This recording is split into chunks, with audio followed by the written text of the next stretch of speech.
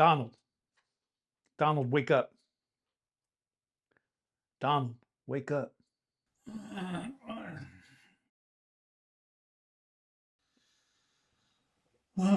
What? What's going on? Who are you? Are you a new agent? Why are you dressed like that? Bob, get in here. There's an intruder in here. That will not work, Donald. The Secret Service agents cannot hear you. Our conversations are muted. No one can hear us. Your image is suspended on an illusory plane. Anyone that looks in here, they're only going to see you sleeping. And they cannot see me unless I allow it because I am from another level of existence. Bob, get in here. I'll have you demoted to a school crossing guards helper. Relax, Donald. I am just here to help.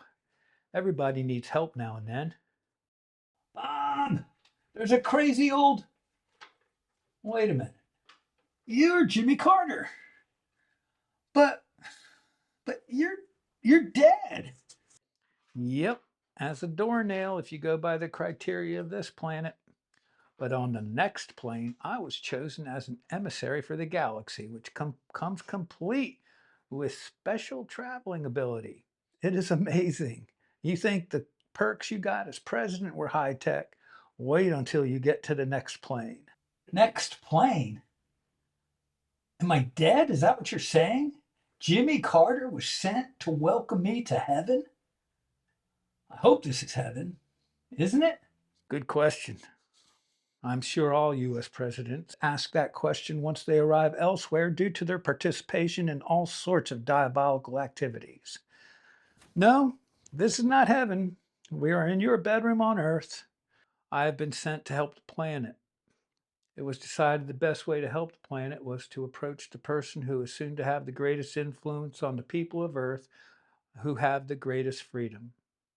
If this influence is positive, these people will have great influence on others in the world. Now, we do not have a lot of time. You're still going to wake up in the morning as rested as you usually would from a night's sleep. But one thing I'm told they cannot do is stop the passing of time. They? Who is they? Who sent you?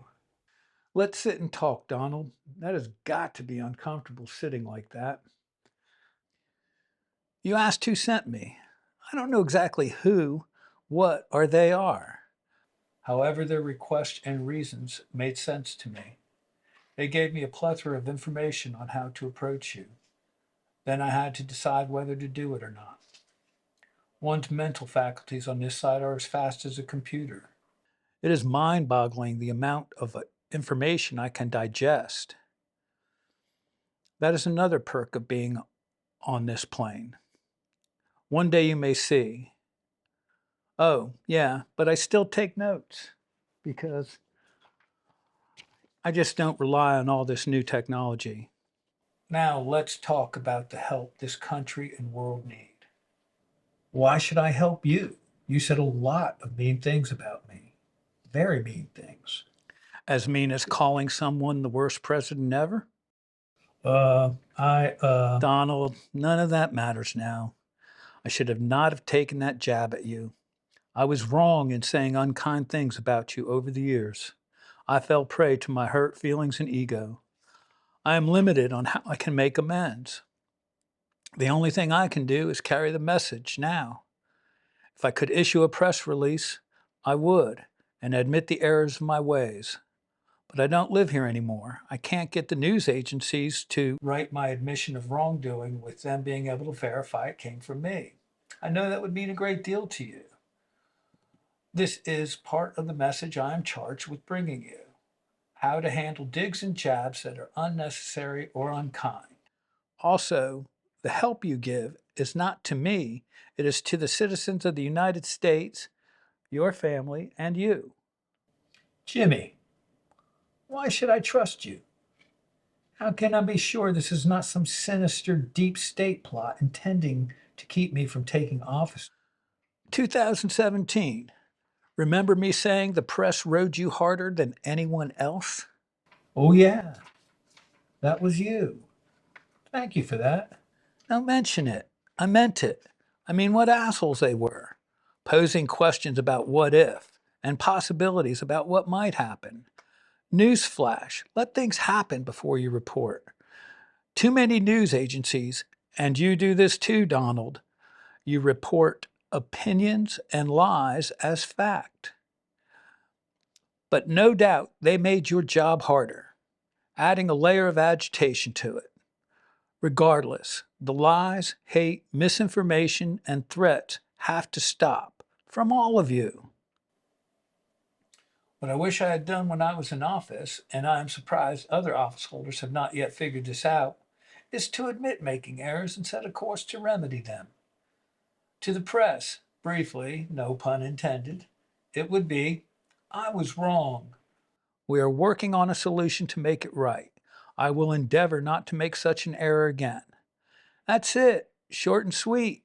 Anybody questioned you about the error acknowledged in or out of press conferences, point out where you've already commented on this and point out the remedies you had taken.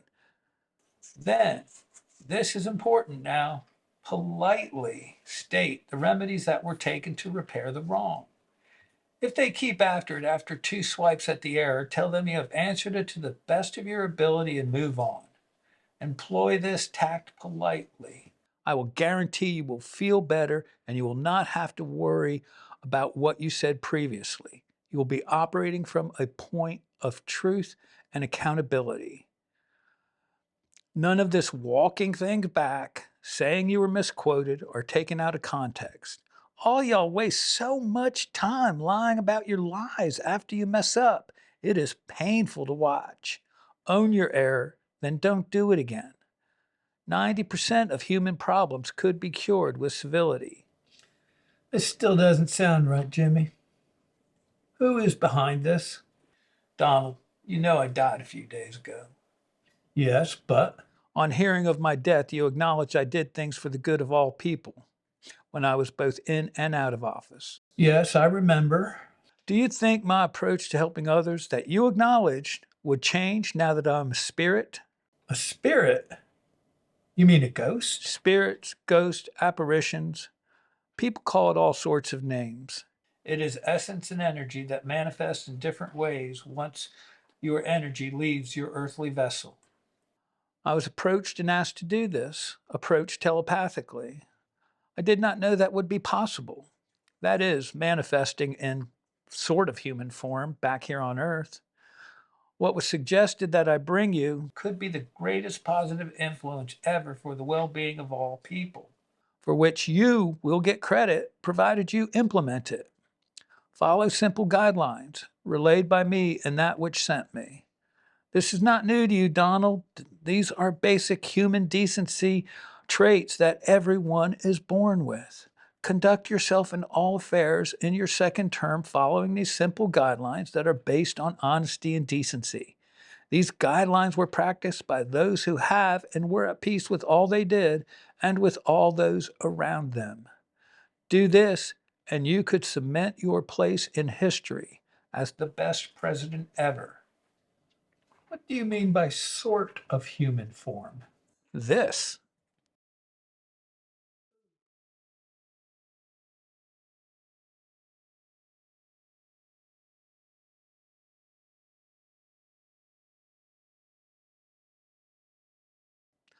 That is what I meant by sort of human form. All that was controlled with thought. Well, that was amazing for sure. Still, I should check with my advisors and tell them about your visit. Suit yourself. You do realize it is not going to go over well with anyone. That is, if you tell them a ghost visited you. Yeah, that would not be prudent. Sir, I am not going to beat around either bush right now. You don't have many options given the state of domestic and world affairs. Yes, I see. If I told anyone about your visit, the vultures in and out of my sphere would surely start to circle and squawk. I can never be sure about those closest to me, how they will respond. Not to mention how others in the world will act. At least Matt had the good sense to step aside. Yeah, he did, didn't he? Something else that happened in 2017 after being in office for 100 days.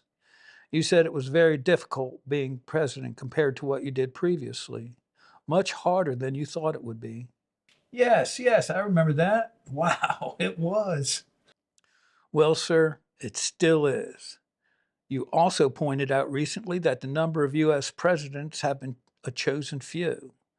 You also referred to yourself as a chosen one this past summer. You have two incidences that show that you have been chosen for greatness. Now you have a third. That is a power with influence on everything in this galaxy requested that I visit you. They suggest you employ tactics a bit different than the methods for leading that you have used in the past. Ask yourself, how many people have been visited by beings from beyond at the request of a power of galactic magnitude who only wants to help the planet and you? That is indeed an honor I had not thought of. It would be it would be helpful. It would be helpful to know what this power's motives are. This is what I know.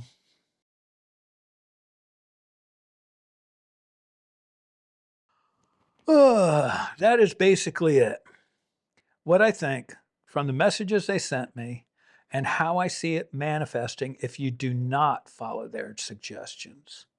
As for what this power is, I would tell you if I knew. I've only been here, or is it there, for a few days when I was approached.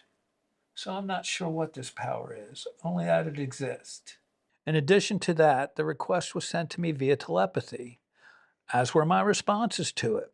I just had to think my reply or questions, and they responded. They told me they help planets whenever they can. Their means of communication with the planet that needs help is via an emissary, one that is familiar with the beings on the planet, either a resident or a former resident like me. They told me, as they tell all emissaries, that I could refuse their request.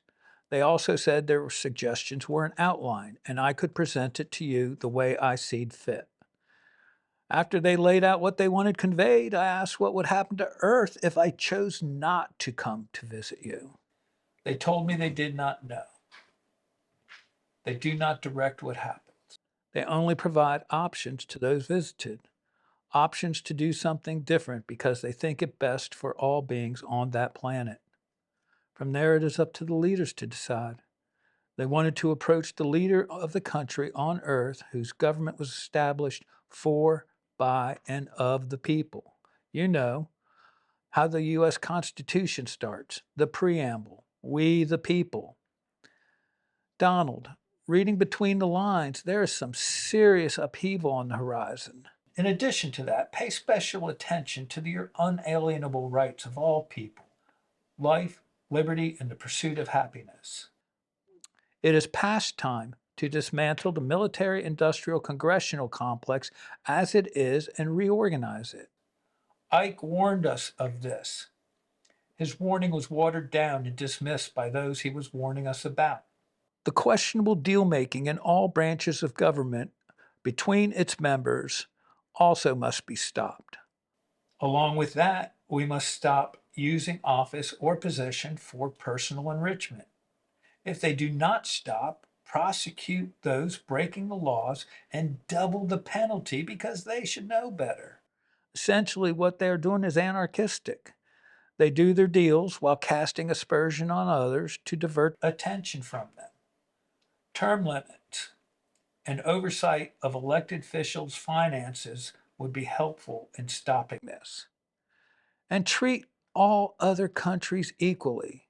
For instance, genocide is not okay, and supporting an ally who is committing genocide is the same as doing it yourself. Basically, drain the swamp. Hey, remember who said that? That was a good metaphor. Only don't drain real swamps. They are necessary to filter the water supply. I know that you meant swamps as a place where corrupt, elected, appointed, and hired members of the government hide. Oh, I almost forgot. They also said, don't believe everything you think. To me, that means set with things a little bit before you make a decision. There's time to choose. You can show all the people that they are what makes this country great. Not a few fat cats who are sowing fear in many so they can stay in power. You have been chosen again, sir. Or perhaps this is a continuation of chosenosity, or it is a third pitch to you. Ah, a baseball reference. You are implying I'm at the plate with 2 strikes on the count. Do you know anything about baseball? My last experience with it was being on my church's softball team. They gave me this cap when I retired from playing in 1987. 39 was the number on my jersey. They told me they gave me number 39 because I did not look over 39 years of age. Even though I was 57 when I started playing, Rosalind teased me about that till the end. President Carter, I'm torn here. I know this is a pivotal time in the history of our country and planet. Our ability to show great care and great compassion to the masses and create an environment in which all nations can work together is equaled by our ability to turn it all to dust. It used to be easy for me to make decisions. However, the stakes were never this high. I certainly don't want to strike out with all that is at stake. Before, I was mostly dealing with buildings, not with this many people's lives. Seems like those that sent you would make the decision about what happens. I asked that. As I said, they only make suggestions about the paths to take. Ultimately, they leave it up to the intelligence of the leaders to choose the path they think best for their countries, therefore the planet. To me, this seems huge because they asked me to come soon after I arrived there. A strong nudge, if you will, implying that tough times are on the horizon if you do not take this suggested course of action. President Carter, thank you. And please send my thanks to those who sent you. President Trump, I know it has not been easy for you. I hope this decision is. Now I must leave. President Carter, one more thing.